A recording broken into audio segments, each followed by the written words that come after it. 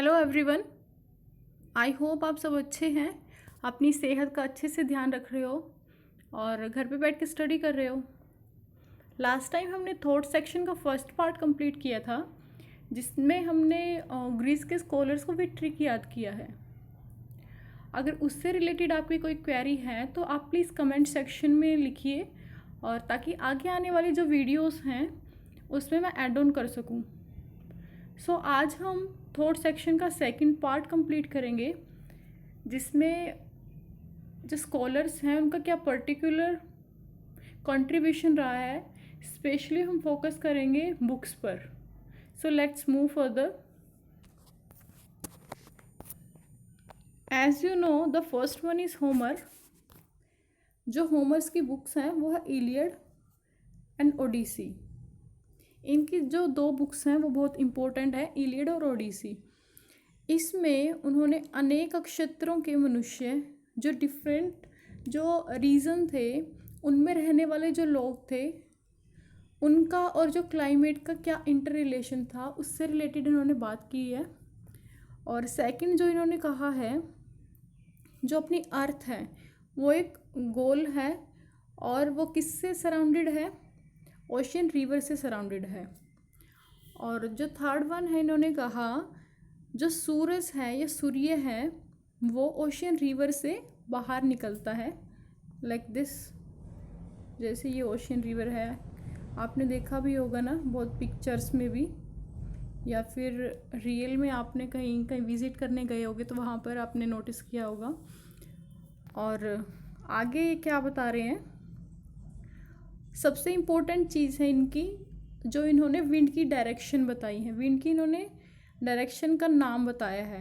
जैसे नॉर्थ में है बोरस। आपको रिमाइंड रखने के लिए अच्छे से अपने नोट्स में लिख लेना है, north, south, east and west. North में इन्होंने बताया है बोरस, और साउथ में है नोट्स,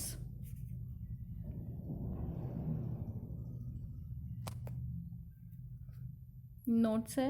और इन्होंने ईस्ट में लिखा है ह्यूरस, और वेस्ट की है जेफरीज। वेस्ट में है Jefferies. Second one is Homer का। आपको इतना ही ध्यान रखना है बस, जो बुक्स हैं, दो बुक्स हैं, और जो डायरेक्शन है इनकी। Second one is, I think आपको याद होगा, होम के बाद उनको क्या मिला था? थाल मिला था। थाल से हमने कनेक्ट किया था थैलिस को, तो ये है अपने Thales. Next one is Thales. Thales का क्या कंट्रीब्यूशन रहा है? इन्होंने आयोनियन दर्शन की स्थापना की। इन्हें आयोनियन दर्शन का क्या बोलते हैं? फादर। ठीक है। इन्होंने ज्यामिति के अनेक प्रमेयों की रचना की है। यह वह प्रथम विद्वान था जिसने पृथ्वी को नापने का, पृथ्वी के तल पर स्थानों को अंकित करने का प्रयास किया। मतलब क्या कह रहा है ये इसमें, ये कि ये फर्स्ट स्कॉलर थे जिसने, जैसे ये अर्थ है, अर्थ के ऊपर जो भी प्लेसेस हैं उनको मेज़रमेंट करने का काम इन्होंने किया था।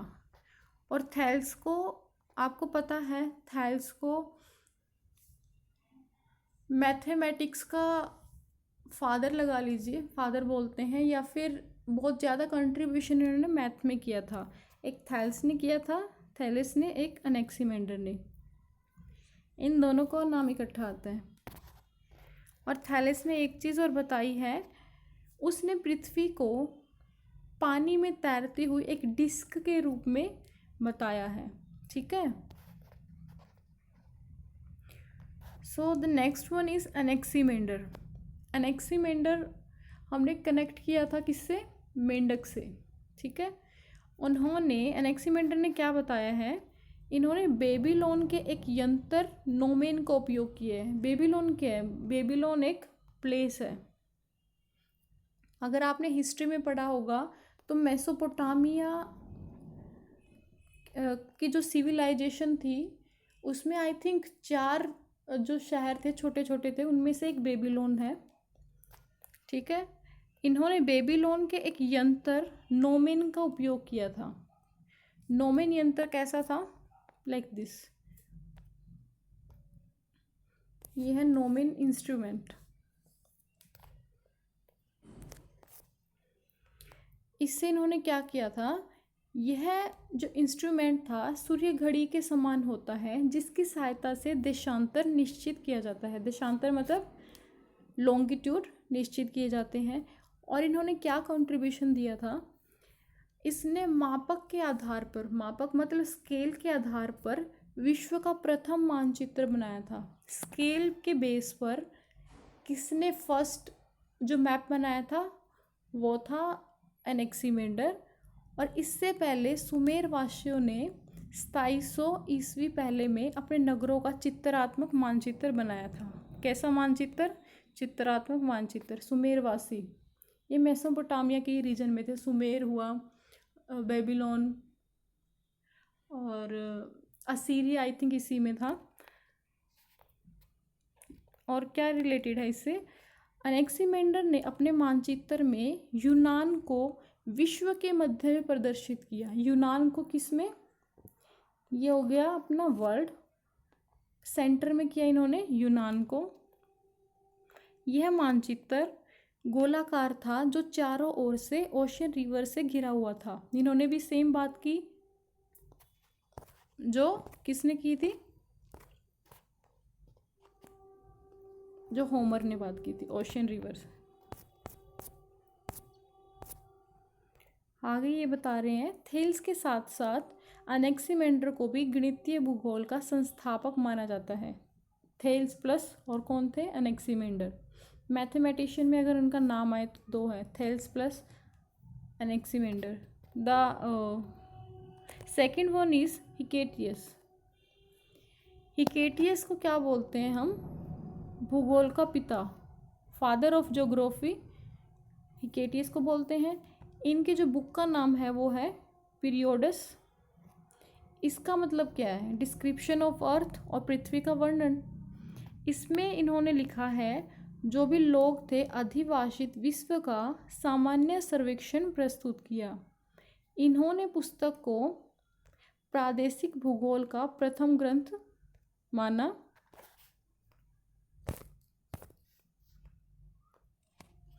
और बाद में इस पुस्तक को क्या कहा? पेरिप्लस। पेरिप्लस मीन्स तटीय सर्वेक्षण भी कहा जाता है। तटीय सर्वेक्षण मतलब कोस्टल सर्वे। हिकेटियस के काल में इन्होंने क्या कहा? कैस्पियन सागर को हरकेनियंस नाम से भी इनको बताया जाता था। मतलब कैस्पियन सागर, कैस्पियन जो सागर था उनका सेकंड नेम था हरकेनियस।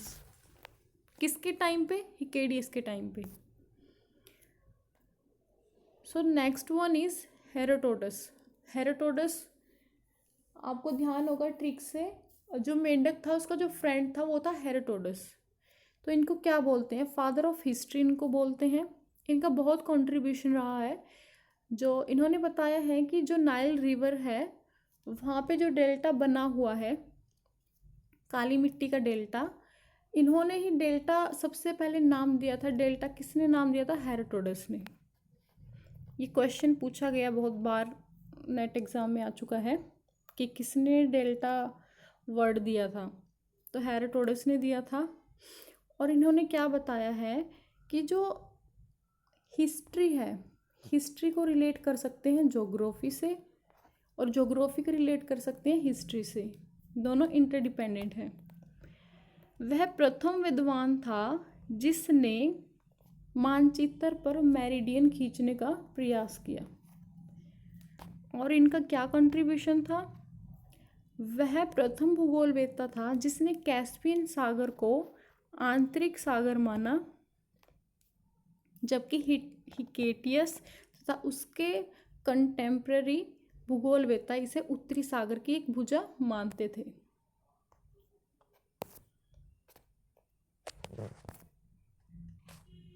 और इन्होंने क्या बताया? किसका रिलेशन बताया? एक टेम्परेचर का और विंड का इंटरडिपेंडेंट है ये। कौन? टेम्परेचर और wind.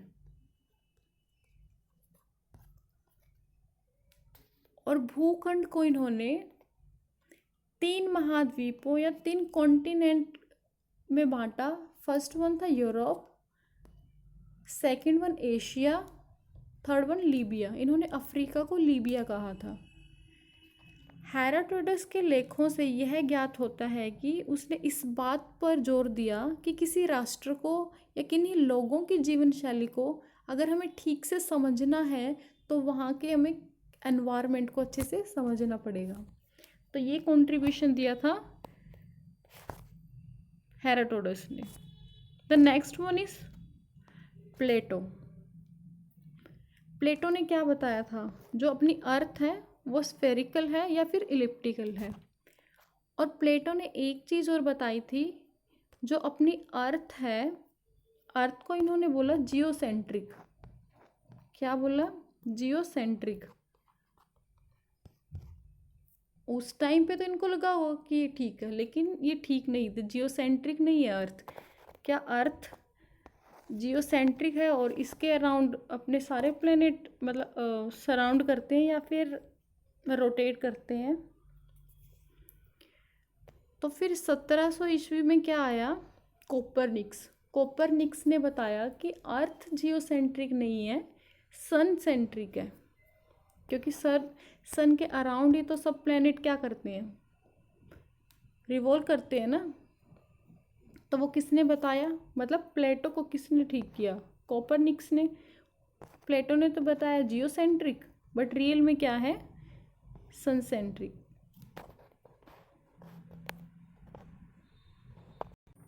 So next one is अरस्तु। अरस्तु ने क्या बताया? अरस्तु की एक बुक है जो बहुत फेमस है, मीटरियोलॉजिया या फिर जलवायु विज्ञान। ये सबसे इम्पोर्टेंट बुक है इनकी, कई बार एग्ज़ाम में पूछी गई है। और जो अरस्तु है, अरस्तु के गुरु का नाम क्या है? प्लेटो। या फिर ये भी पूछ सकते हैं कि प्लेटो के शिष्य का नाम क्या है? अरस्तु। So the next one is Eratosthenes. Eratosthenes का बहुत अच्छा कंट्रीब्यूशन रहा है। अगर हम ग्रीस के स्कॉलर्स की बात करें तो इरेस्टोस्थीनीज ने तत्कालिक ज्ञात पृथ्वी पर इनको 5 जोन में इन्होंने डिवाइड किया था। 5 जोन में कैसे? द फर्स्ट था इनका ट्रॉपिकल जोन, उष्ण कटिबंध। 2 इन्होंने बताए शीतोष्ण कटिबंध। शीतोष्ण मतलब शीत भी है और उष्ण भी है। हम इनको बोल सकते हैं सब ट्रॉपिकल। और तो 2 बताए थे इन्होंने, 2 शीत कटिबंध मतलब टेम्परेट। एक हो गया इनका, इन्होंने बताया फर्स्ट वन था ट्रॉपिकल, 2 इन्होंने बताए जोन सब ट्रॉपिकल, थर्ड वन मतलब 2 इन्होंने बताए, तीसरा बताया 2 होंगे temperate.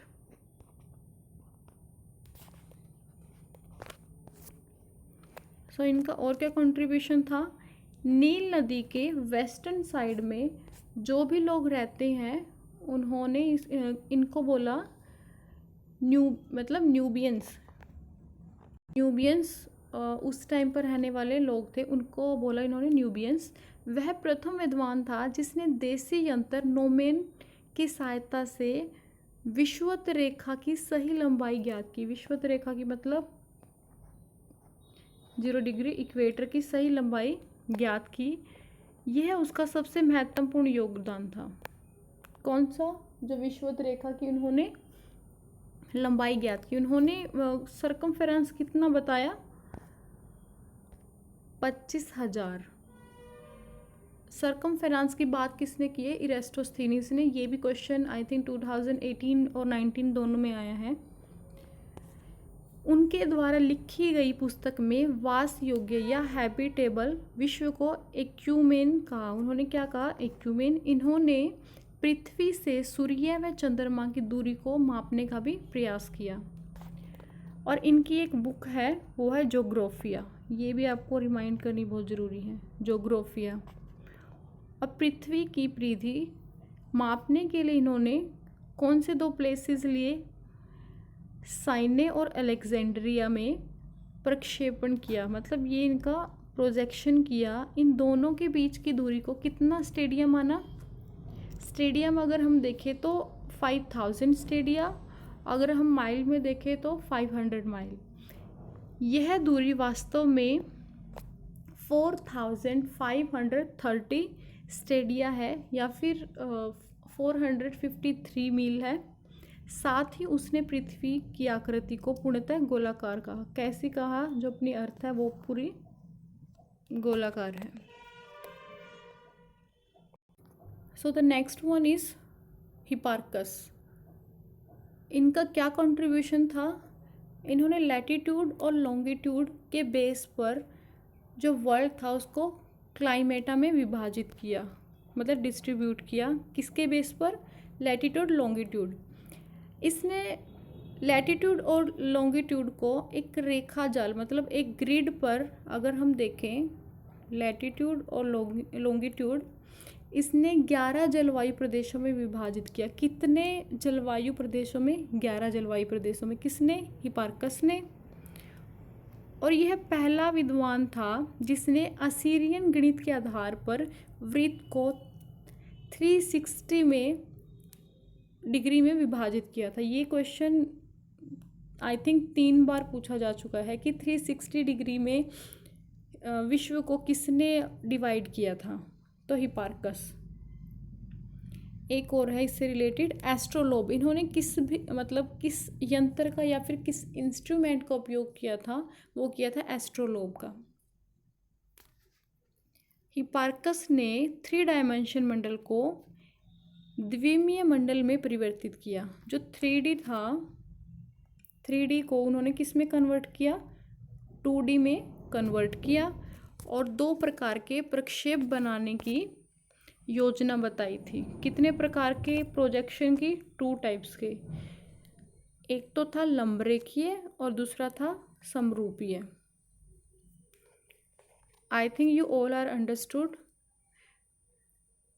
The last one is Posidonius. Posidonius का क्या कंट्रीब्यूशन था?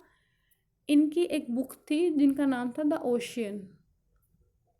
पोसिडोनियस ने सर्वप्रथम यह बताया कि जो न्यू मून के दिन जब सूर्य व चंद्रमा एक सीध में होते हैं, मतलब सन और मून एक सीध में होते हैं, तथा फुल मून के दिन आने वाले जो ज्वार हैं वो स्प्रिंग टाइड होते हैं। अगर ये सीध में होते हैं तो टाइड्स आते हैं स्प्रिंग टाइड्स, मतलब नॉर्मल टाइड से ज़्यादा। और जबकि प्रथम व अंतिम चतुर्थांश में सर्वाधिक नीचे ज्वार या नीप टाइड आते हैं।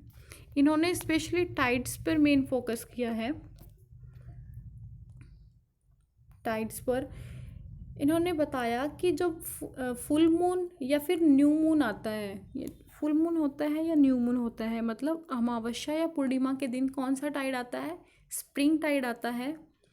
और जो प्रथम व अंतिम चतुर्थांश में कौन सा टाइड आता है? नीप टाइड आता है। नीप टाइड मतलब नॉर्मल से कम उस टाइम टाइड आते हैं, 20% कम।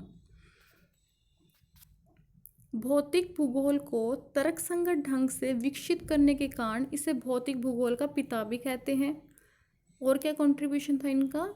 महासागरों की गहराई ज्ञात करने का प्रयास करने वाला यह प्रथम विद्वान था। कि जो ओशन की डेप्थ है इन्होंने स्टार्टिंग में मतलब देखी थी कि कैसे इसको मेजरमेंट किया जाता है। सो आज के लिए इतना ही। नेक्स्ट वीडियो में मिलते हैं। अगर आपका कोई भी क्वेरी है तो आप प्लीज़ कमेंट सेक्शन में लिखिएगा। Thank you so much. Stay healthy.